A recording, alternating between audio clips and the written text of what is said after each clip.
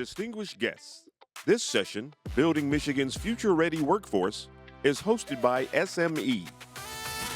Please welcome the Chief Executive Officer of SME, Jeannine Kunz.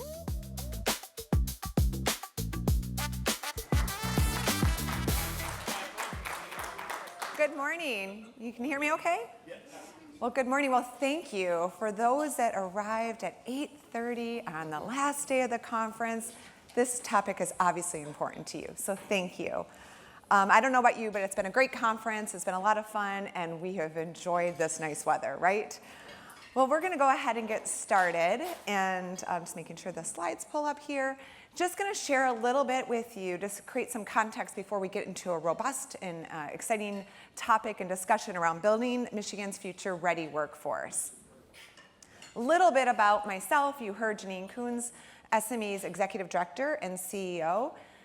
I have been with the organization for over 25 years, and the majority of those years, a couple decades, I was the Chief Workforce Development Officer, leading everything regarding talent, workforce, education.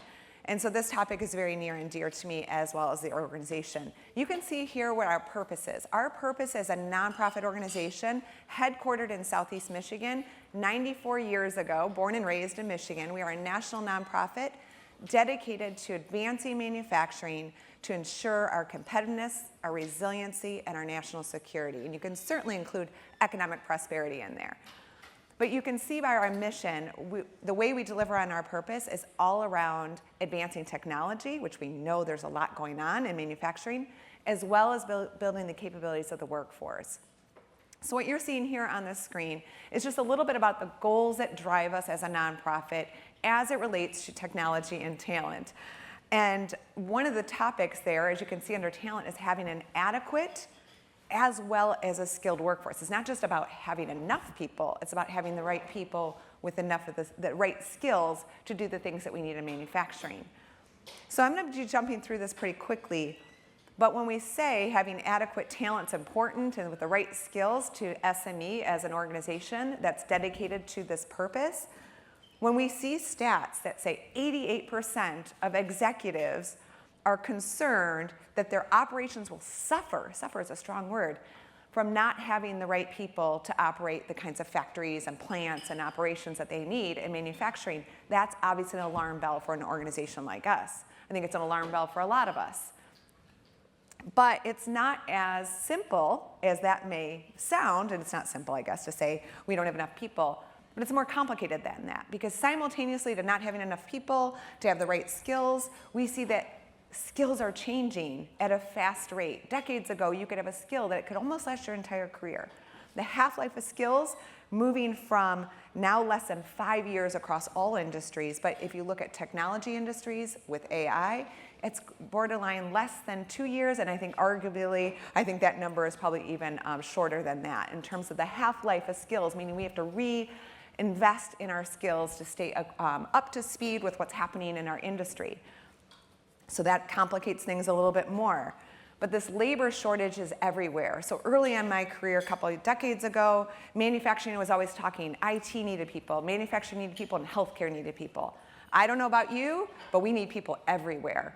You can go to restaurants now, there's not enough people. You can go to banks now, they're closing at hours. I went to a Murray's Auto, they had a little sign, a written sign, like, be back at 2, we don't have anyone here yet, or something like that. So we know that the idea of talent shortage is everywhere. So that makes it, for critical industries, even more paramount for us to get it right. And so this brings us to an inflection point. It's why we're here, it's why it's a topic. So thank you to the policy conference here to have this as a core topic for us to discuss, because we need to get this right.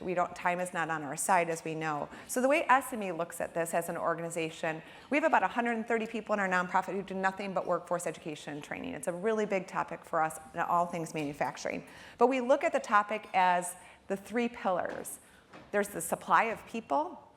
Those people could be coming out of schools, they could be coming out of the military, they could be coming out of other career pathways for us into manufacturing.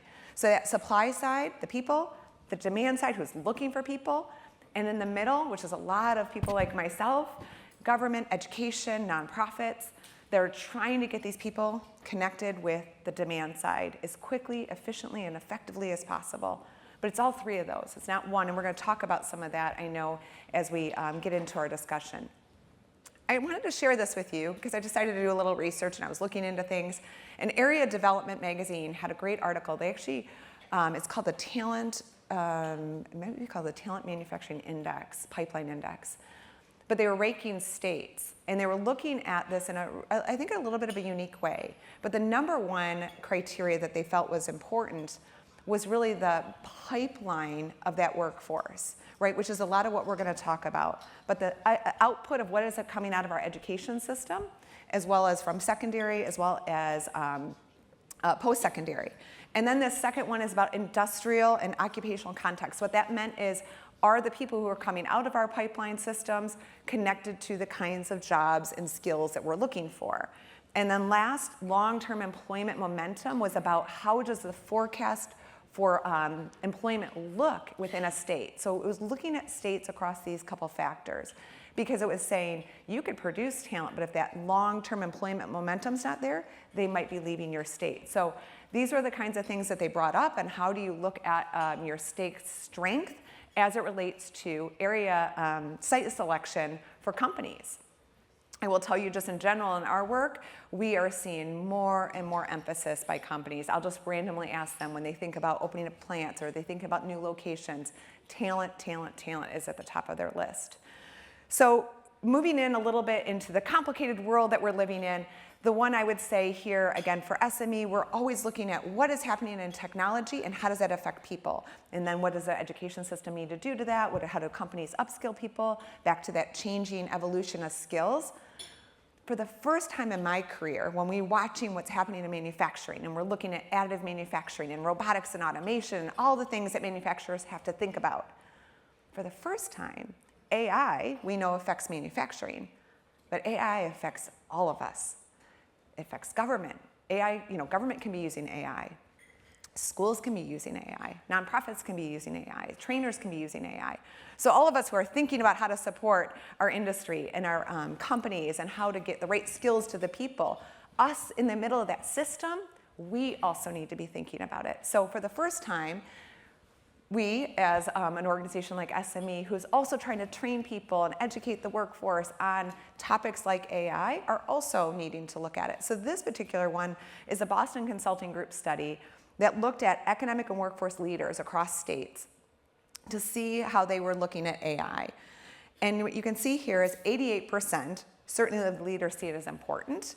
55% of states have leadership to oversee the strategic AI initiative, and that meant it could have a person, or it could have a coalition, it could have a committee, but 6% of the states have a defined plan, which means most have just started on this. Most are kind of like, yes, it's important, I'm starting to appoint someone to do something about it, but I haven't really cracked the code. I don't have a plan. I don't have a plan of attack there. So that's important to know, that if we look at Michigan, we don't have to feel behind if we don't have a plan, because most don't, but it's a competitive advantage if you do, right? If you look at it that way. So workforce readiness is the foundation, though, of AI. So while we talk about AI, whether it's in state government, this economic development, as we just saw from the Boston Consulting Group, one of the key themes that came out of that report as well when I read through it was that the foundation was still workforce readiness, people, their skills, how are companies adopting it, how are organizations, and how does a state support it within that ecosystem. So from their companies, their system, and their supply. So I'm kind of closing out as we get ready for our discussion. One thing that we firmly believe in, and I think most that we run across, that no one organization can solve this alone. It truly is at the intersection of government, nonprofits, educators, and industry coming together to do what is not simple, complex, but something when done together in a unified way with a plan, you can win. And so that's a lot of what we're going to end up talking about here. But SME does have, it's called Mission Critical Workforce 2030. We've been on this little plan to kind of get ourselves ready. And I think the question, a lot of times I'll ask employers, do you feel ready? I'll ask this room, do you feel ready? Most don't feel ready. So again, the good news is most are challenged with this because it is complicated.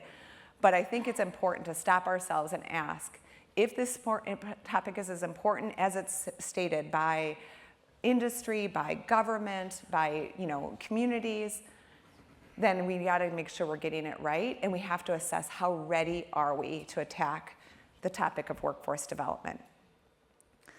So I would like to now introduce my co-panelists. I'm very proud to introduce today to you State Representative Nancy DeBoer. She is going to join the stage here and share a few words with you, and then we will get our program started. Thank you.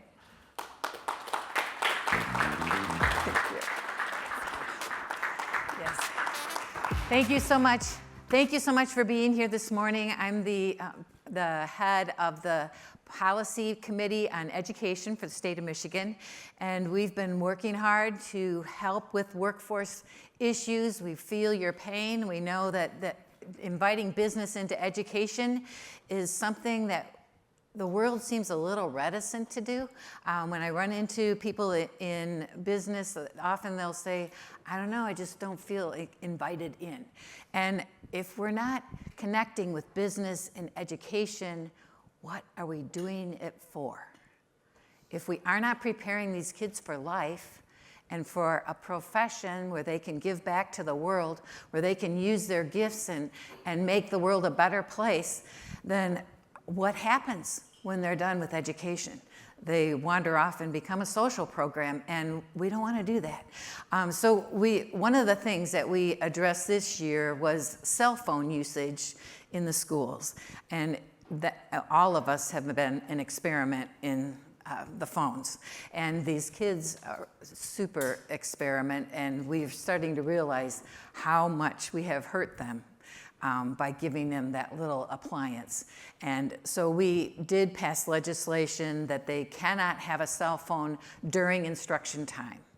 So they have to be able to listen and not be distracted, because most of the time the teacher's kind of on this upper layer of geology, and then there are these sub-layers of what's going on with my girlfriend and what did that person say last and what are we going to do in the hallway afterwards. And the teacher's droning on, and that's not good. So helping the kids realize how much this thing is controlling your heart and your mind is a big part of why we took that away. And we heard from a middle school that said, after we introduced this, that the kids couldn't have cell phones all day, they went to lunch and just sat there. And they didn't know what to do. They didn't know how to have a conversation with each other. They had been so into just reading the texts all the time. And so they had to start classes on conversation, And I have heard people say that they need a parent to go with them to interview for a job now, because they don't know how to have that conversation with a prospective employer. That's really scary. And so it's so important for us to see these things that are happening and address them in education. And then, of course, the elephant in the room is literacy. The actual statistics that I got from Washington a few weeks ago was that 76% of the 8th graders in the state of Michigan are not competent in reading or math. I guess it shows up after a while. You can't read the story problems either, and it starts to affect math scores, and it's probably going to be hitting science scores as well. So we cannot ignore this anymore, and everyone is leaning into it. That's the good thing. When you have a perfect storm, that everyone has to realize what's going on, and I appreciate the chamber putting things on the table with what we need to face as a state, and then get to it. And so we've been working hard with the MEA, the MDE, and everyone, the governor's office, and the governor did in her State of the State say we have to address literacy. All of us are saying that. And so I have a bill that we will be training the other 44,000 teachers in how to teach reading effectively. The problem is, a few decades ago, somebody had a great idea. Let's do this cite-say method, which means you figure out what that word is with the syntax, the context, and the pictures. Unbelievably, when you sound out words, you start to hear the word and you're familiar with adult language you've been exposed to, and then you learn how to read. But somehow, some guy or somewhere thought this was a new idea and sold us all down the river. But there is an excellent program to help these teachers learn how to teach phonetically, and it's not just this is how you teach phonetically, but it goes back to how the brain works, and they've really lit on something about the mechanics of teaching, so that every teacher that I know that has taken this program says, oh, I just feel so confident when I approach a student. And they say, you know, I go through these emotions. I'm so happy when I've learned this, but then I feel this sadness, and then I feel this guilt, and then I see the faces of the kids I couldn't help before. And it's been transformational for these teachers. And so we really want everyone trained across the state, pre-K through 5. It's an intensive program, but they love it, they recommend it to each other, and that is so exciting. Once we get that in place, the other thing I think is really important is attendance. With COVID, you know, everybody did the pajama thing all the time, and it turns out we kind of like being amoebas and we don't really want to accomplish anything. I don't know if you've noticed that. And it's very hard to reset the culture. And so we want to do that in school too. And so we got to be, one of the programs that I've been, one of the good things in being in this position is people come to you from everywhere showing you what they're doing. And one program's called Positivity Project. It's run by a guy, I think he's a former Marine and a former FBI guy. And they have really lit on how do you help teachers just introduce character, one quality per week. They do it kinetically, visually, auditorily. They go out through all the different ways, but it's very simple, very usable. It's not overwhelming for the teacher. They like it, the kids respond to it. And I just met with them again, and the guy told me that he had this principal from California just email him saying, in the last 4 years of our doing this program, we have decreased our attendance problem by 69%. Because they help the inside of the student, help that student develop responsibility, help them learn how to adjust socially, help them with relationships. And it turns out that when they have little friends at school, they want to go there. And when they feel like there's a good culture at school, they want to be there, and other problems kind of go away. And so I'm just like, oh man, we have to do that. But it has to be chosen by the head person of that school. And that is how this thing has grown all across the country. It started, they came from New York. There's like 200 schools across Michigan that superintendents recommend it to each other. And so they tried to get a line item last year and it didn't go through. But I think that's even better, because if you just hand people money and say, do this program, they're like, you know, maybe I don't like that program, maybe I don't believe in it, maybe I don't really. But if you say, this is on the list of the way you can use mental health school safety funding, you could introduce this program. It's only like $4,000 a year for the entire school to change lives like this. It's amazing. But you can choose it as a superintendent. Oh, well. Then, you know, and another superintendent recommends it, that's pretty good. And then they're responsible to their board with how this thing is working. And so I think that's the very best. So I'm working really hard to get that as one of the choices and to say it right so the MDE agrees that that's going to be a legal way to use that money. And I think that really will help us also in producing the kind of employees that the employers need, as well as being responsible kids, and then just better for our whole culture, and then they'll show up. So that's great.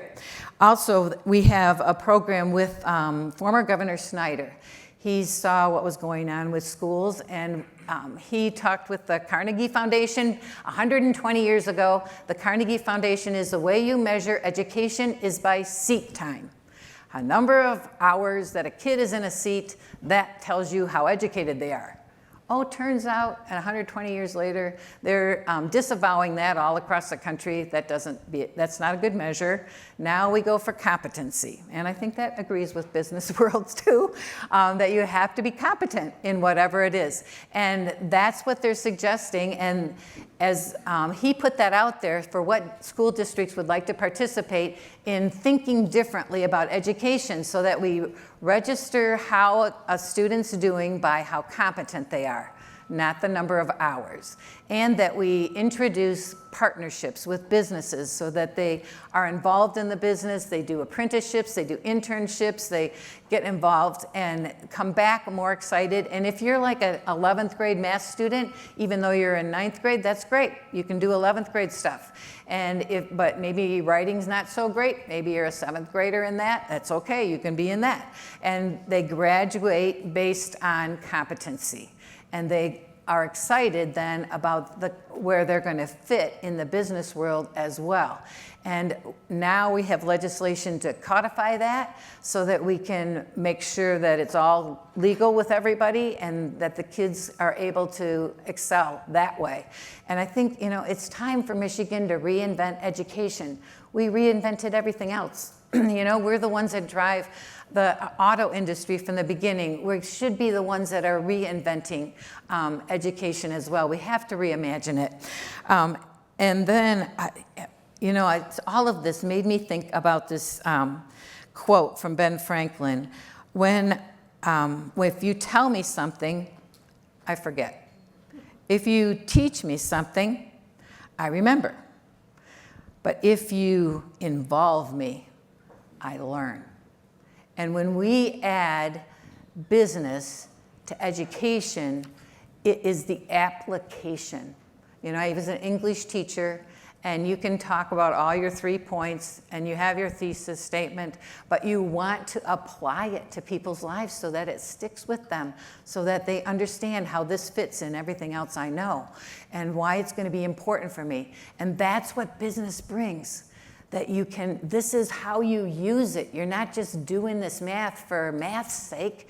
All the kids fuzz out with that, I remember watching those sophomore boys like, what am I doing this? Why am I doing this? I'm filling out sheet number 750. I don't care what you're talking to me about with grammar.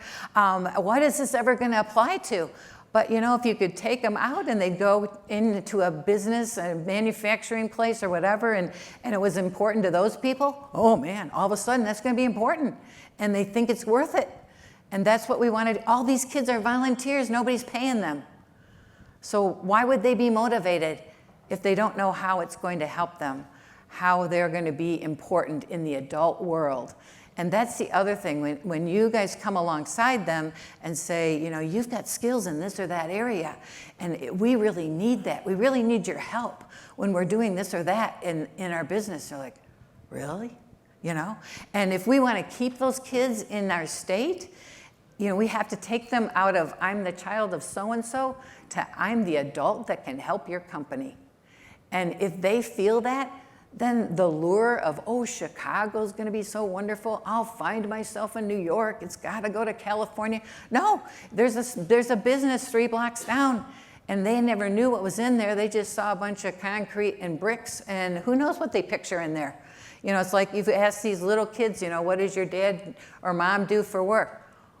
I don't know. They leave there, and I guess they talk to people, and they come home. I don't know what they do. They have no idea. But if you can take them over there and use and give them the strength of being an adult and a necessary part of your organization, they're going to be there. They're going to love it. They're going to want to be there. And that's what we want to do for building our population. And I talked to several businesses to ask for their feedback on what we're doing and this whole conversation. And this Eric Cerna from Hayworth, he was so good. He told me that I think students now are lacking critical thinking. He said they're lacking the ability to pull different pieces of evidence and then see how they connect and develop new conclusions. That's really hard for kids now. Hard for them to have attention to detail. Hard for them to have a general persistence. And he said the greatest attribute for kids is to have curiosity, that they have the willingness and the desire to learn and the ability to learn without guidance. He said that if maybe we switch the question from how do we prepare students for the workforce to how do we prepare students to learn for life? Because if they seek out their own learning, they are going to be ready for any job that comes along. And I think that's exactly it. We're building kids that learn how to learn on their own. And then they're going to be ready for anything that happens in our culture. I think I went over? I don't know. So, yes, so thank you. So, yeah, Jeannine and Greg are going to come up here to help us with our conversation now. Thank you so much. Please welcome back to the stage Jeannine Kunz. And to moderate the discussion, Chief Education and Talent Officer for the Detroit Regional Chamber, Greg Handel. All right. Jeannine, Representative DeBoer, thank you so much for that framing and for your commitment to education, workforce development. You've already covered a lot of ground, themes around competitiveness, K-12 education, higher education, talent retention. If we think about, particularly manufacturing, we think about workforce, and the evolution that's taken place. There was a time when, manufacturing just employed masses of people, and we took for granted that the workforce was just there. Mm-hmm. And now the viability of manufacturing and lots of other industries is really dependent on having a workforce that's, skilled and capable. And without that workforce, manufacturing and a lot of other industry just doesn't exist. So we want to dive into these issues and kind of explore a little bit more deeply the things you've already talked about. So I want to kind of start with the questions for Jeannine. Can you talk about Michigan's competing for investment, jobs, and talent? From your perspective, what does Michigan need to get right in workforce development to remain competitive? Yeah, great. As you mentioned, the entire nation is on a battle for talent. And when we think about different investments, the CHIPS and Science Act, coming and reshoring into our nation, that question of talent does preclude, right, some of that investment. So that at a state level, I'll say this isn't just Michigan. To answer that question, I'm definitely not the best to acknowledge whether when I say what would Michigan need to do to be competitive, whether you may answer it and say we do this already, and that would be good. But I will give you the generic kind of like what does a state need to do and how that applies here in Michigan, which is it's got to be a top priority. And I say that because we can talk about things being important, but I know in running my organization, when they're absolutely mission critical, they become a strategic direction, a clear line of objective with a clear line of responsibility and accountability, a clear line to what does success look like. And in here, I would say in the state, in any state, I mentioned that supply-demand system, those three buckets. When you look at that, sometimes what we see states do is invest in one more than the other. And it's a balanced portfolio. It's really having a look at all the things that Representative DeBoer just went through in the education side, on the supply side, but also looking at what are you doing for the demand, those employers, and how does your system work? So I think strategically for a state, if it's important, I think it is here in the state of Michigan, as it is in others, and if it's not, just understand how competitive it is. And states are making this a very significant priority in their planning. And so they do those things, Greg, that kind of put in place the clarity for their state around a true north that defines where they're going. That's great. Representative DeBoer, you already talked a little bit about talent retention. We have incredible, higher education ecosystem in Michigan. But we also know that we lose a lot of our graduates shortly after they complete school. Actually, we've been part of some ongoing surveys, and we haven't done one recently, but we know that we lose up to a third of our graduates immediately after they finish school, and particularly those with, that are more skilled and have more opportunities.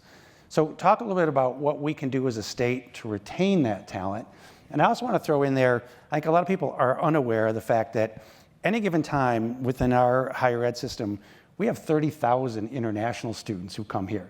And often they come here, they love to stay, but they don't get connected, and then they leave. So how do we keep more of our homegrown talent in Michigan once they complete higher ed? But what can we also do? Those international students are overly concentrated in STEM occupations, which we know have high demand. Yes, connecting with kids is the key. And at whatever age they are, to help them see that we need them. And even as low as 3rd grade, I think a child starts to get an idea of what they love and what they want to pursue. And high school, they really do make life-determining decisions. And then if you get to college, same thing. And if they're international, they don't have any natural roots to where they are. And so there has to be a connection that's made at the college level when they're there, that your gifts are important to what we want to do to change the world. And we would love to have you as a part of it. And so every student needs to be wooed in some way to why they're important to the organization and to our state as a whole, to our country as a whole. And as long as they are not there from a country of concern, that would be something that we'd have to be careful about, because we've had some of those situations. But otherwise, it's great that they bring those kind of gifts and that Michigan wants them. Michigan needs to say it. We can't just think, oh, they all love us just because we're here and we're Michigan, because they didn't know Michigan before. And so we need to be involved. I just love, is it exciting, SME? What an organization. I just watch all that. Yeah, it is amazing. Thank you. What you have done, and I know we had testimony at our committee meeting, and the Michigan Education Association guy came up to me afterwards and said, wow, this is quite an organization. I was unaware. And you've been 25 years in Michigan, 100 years 100 from the beginning, right? And all this time you've been working quietly, effectively, supportively, doing all these things to help kids, wooing them into professions that make us so much better. And you've just put your head down, worked hard, did all this, didn't tell, no big give us money or anything. You're giving the money to do it. And sorry, I'm getting emotional.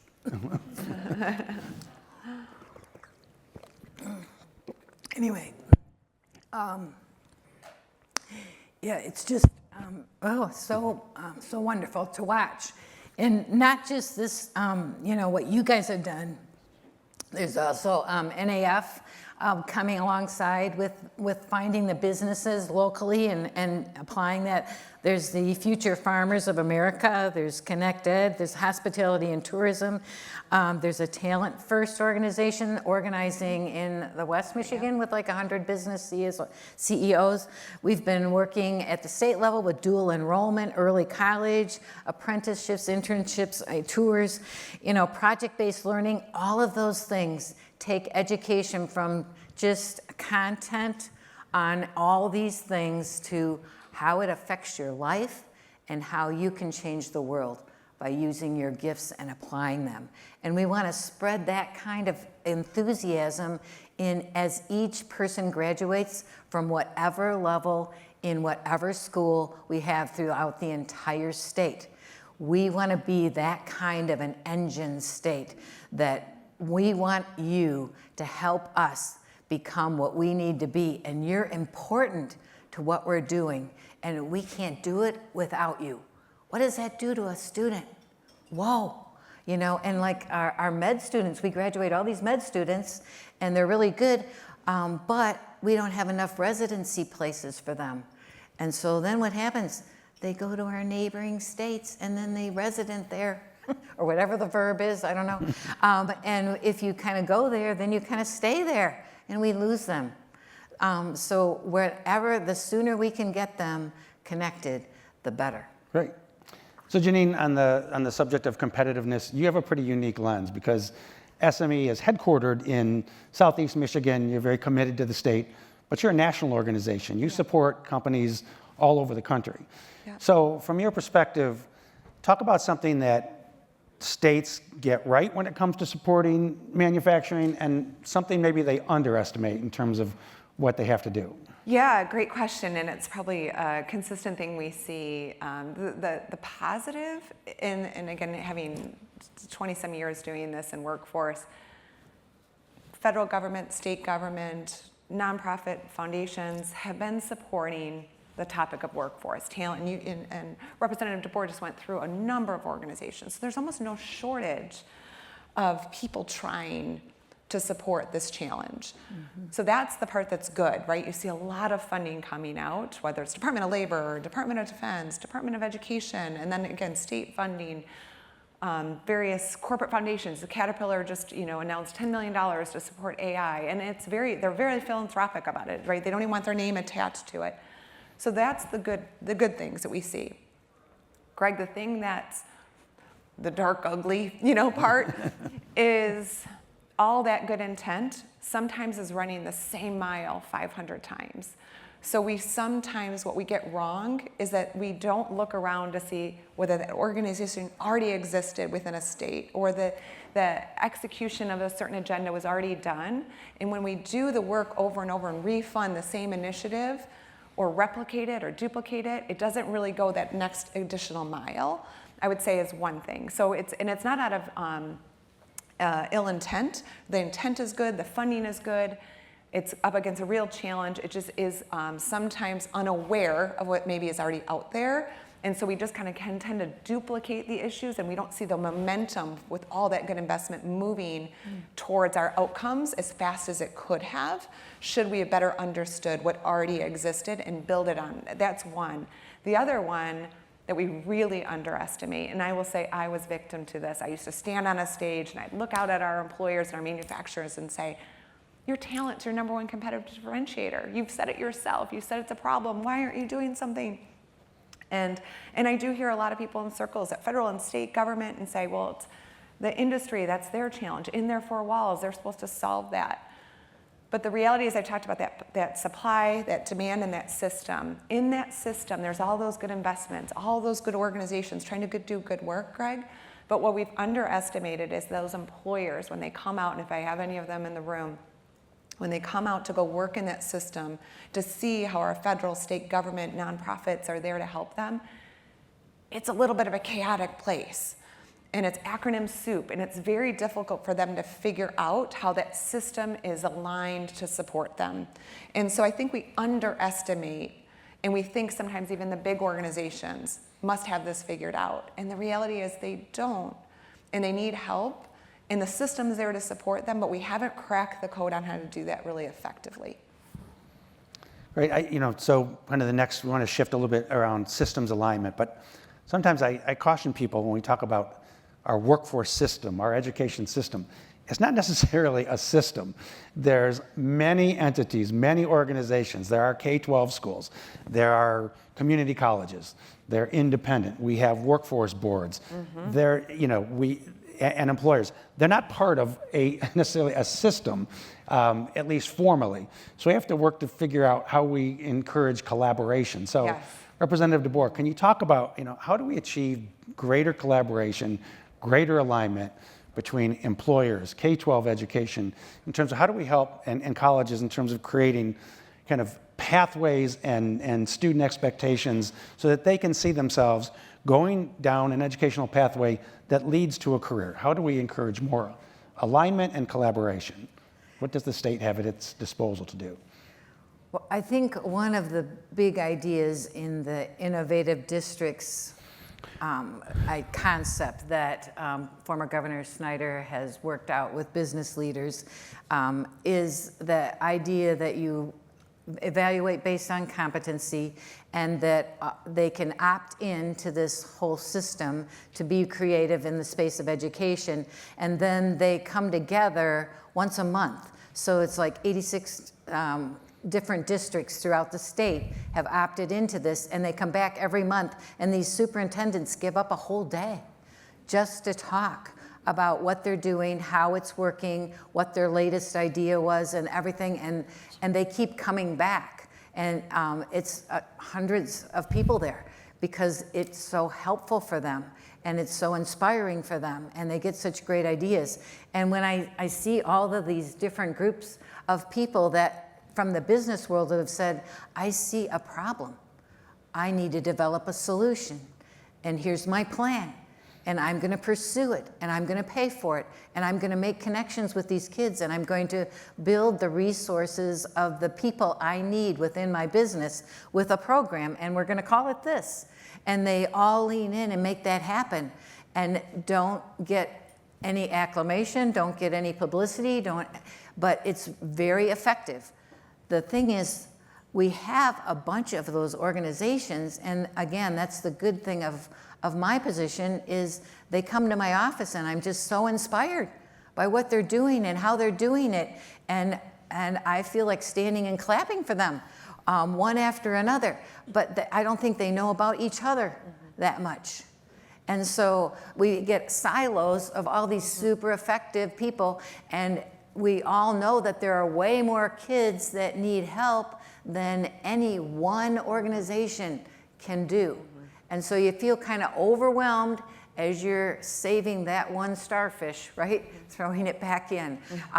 And what would really, I think, help all those organizations is to get them all together in that same type of concept of let's get together and show and share best practices and find out what's working and see what lane each one wants to pursue of an area in education or a type of profession or whatever, and you'll all get ideas and everybody will be better because of it.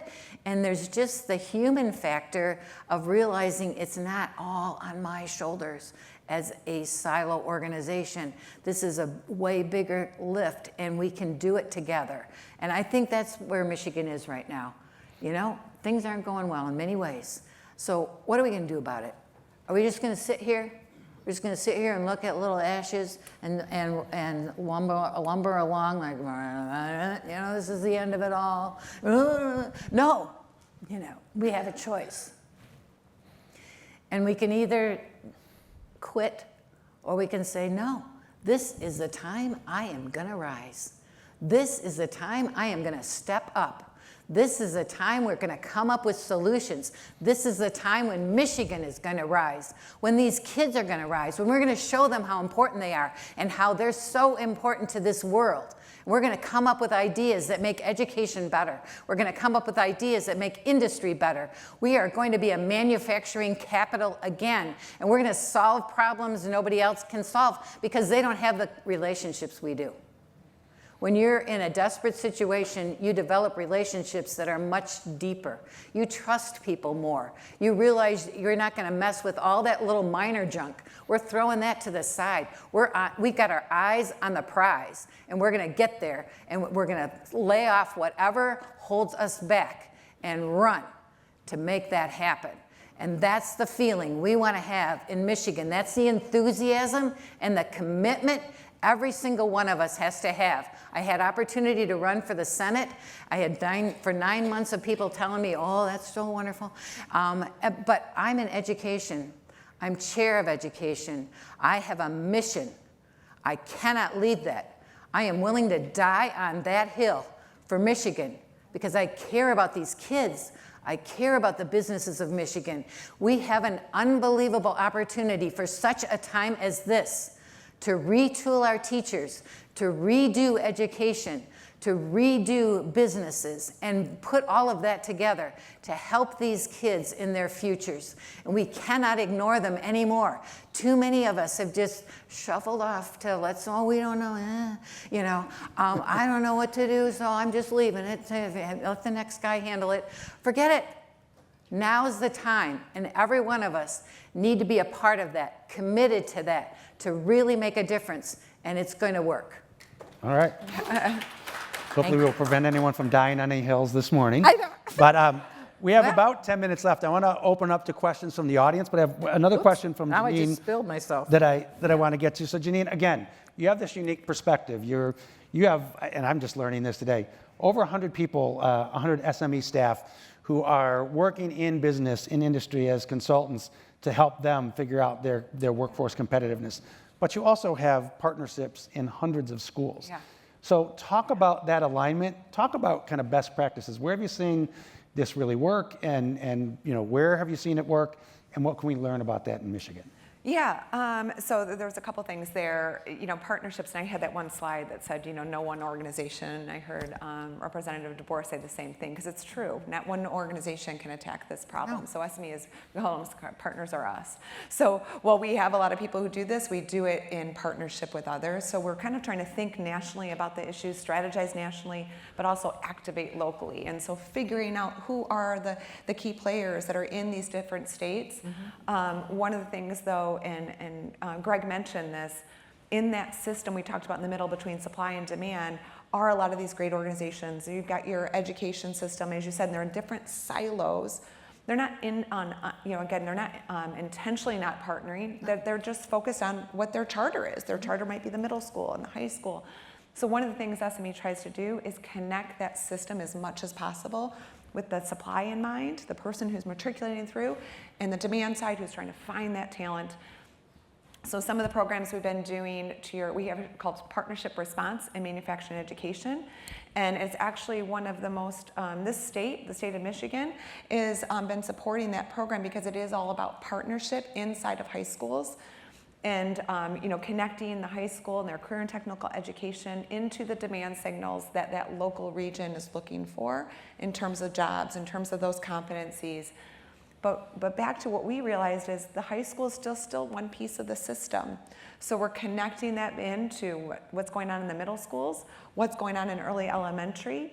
And obviously what happens in early elementary looks very different than what goes on in high school, but it's intentional in how that pathway starts to matriculate through for the individual up through high school and into post-secondary. So it's really trying to take, like you said, what could be a siloed system and do as much systems engineering approach as we can to connect it, but most importantly, connect it to the industry. And I think that's the powerful component.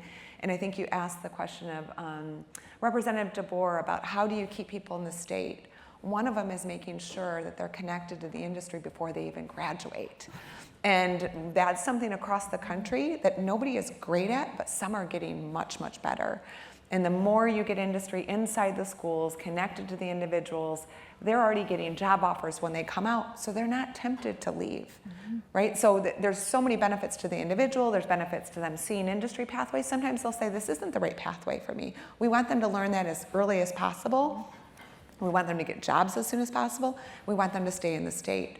So that partnership component that you said is absolutely critical between the people, the demand side, the employers, and how does that system keep them with the right skills, but also, as you said, in the state of Michigan. That's great. All right, I think we have staff with mics out in the audience. Do we have any questions?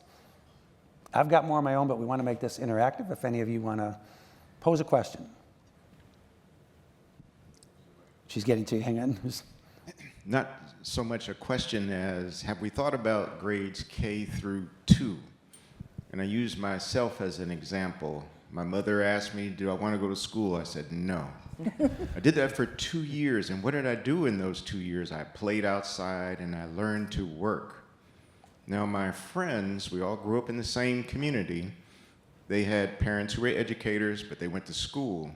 I seem to be the one that has the problem-solving gift. And I think that is a key to problem-solving, is teaching young children at a very young age how to work and play and not be confined to a desk and a chair, all day. Have we thought about revamping that part of the education system? I'll comment. We actually are piloting, to your exact point. Again, we took a lot of pride in kind of working with our high schools, and we'll continue to do that work in post-secondary. But connecting it in at that younger age, one, people have already made up their minds, and also they've created norms, as you've said. And one of the things I think Representative DeBoer touched on too was, and you touched on about playing and how problem solving, but I think as you said, you can create that intention within the classroom too, so that there is more critical thinking, there is more problem solving, there is hands-on learning, applied learning, communication. So those durable skills, which is what you're kind of connecting to, is probably one of the greatest growing exponential demand of skills that we're seeing. So the technical skills are certainly there, but we are hearing more and more. We used to kind of just focus only on technical, but as you mentioned, those soft skills, durable skills, essential skills, and problem solving. But yes, we're actually doing that with some hands-on, very early stages where they're actually playing with 3D printers, they're using what's very safe robots, robotic arms at these young ages, but they're problem solving, they're doing critical thinking, and they're also using their hands to do applied learning. Good morning. Representative, the school system seemed to be challenged with just the fundamentals of education in terms of reading, math, and things of that. The statistics and how they're being measured are kind of weighing them down. Could you talk about the tie between the exposure to career pathways and the after school and out of school time, and how the state is thinking about that? Well, yeah, you know, it's good to involve more than just the exact time in school.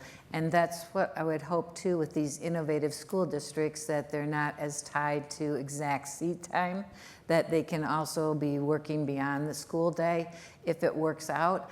I'm hoping that we can pass this legislation to open those kind of windows.